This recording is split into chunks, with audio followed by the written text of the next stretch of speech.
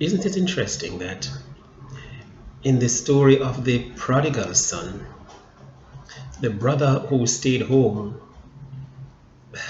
when his father called him into the celebrations that his younger brother had come home, he refused to go in. He said, "All these years I have been slaving for you, and you didn't even give me a young goat, a kid, so that I could go and celebrate with my friends."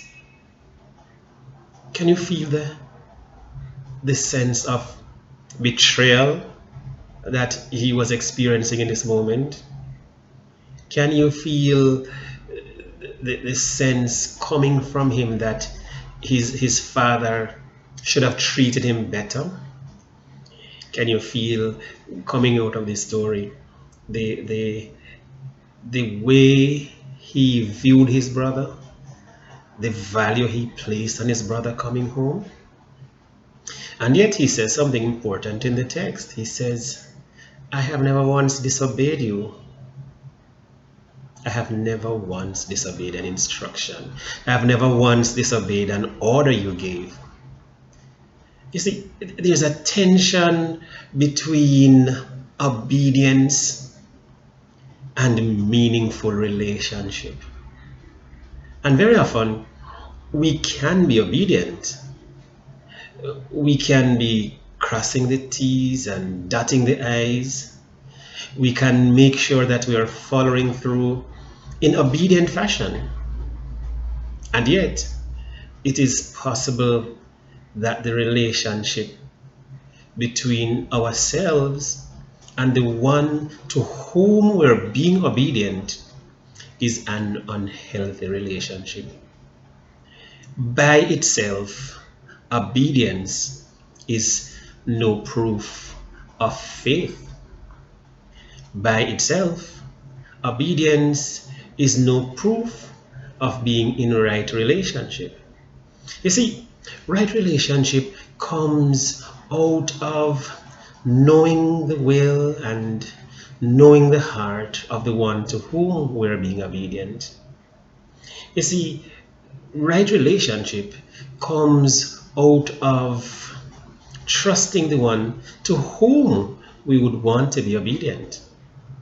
It is trusting his heart, trusting his word, trusting his will, trusting his motive.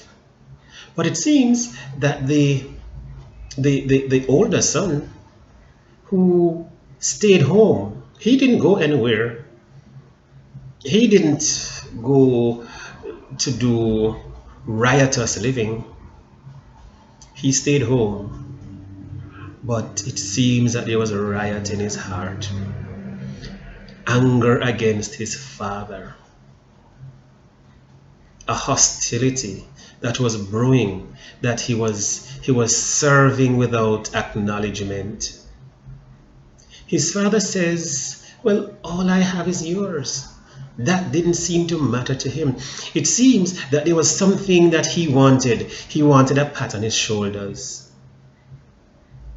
He wanted maybe a kind of congratulation that was about himself rather than about how his life was enhancing the home, how his life was making his father look better, bigger, how his life was reaching out to a brother who had fallen.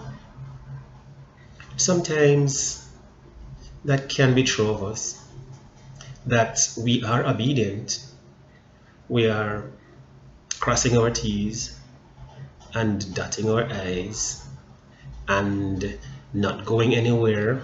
We're staying at home. We are not living the life of the other.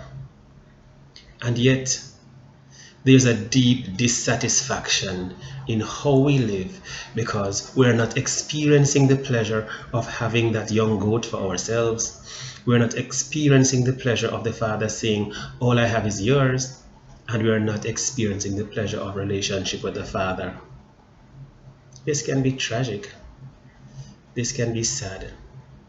And yet, So many are exactly there.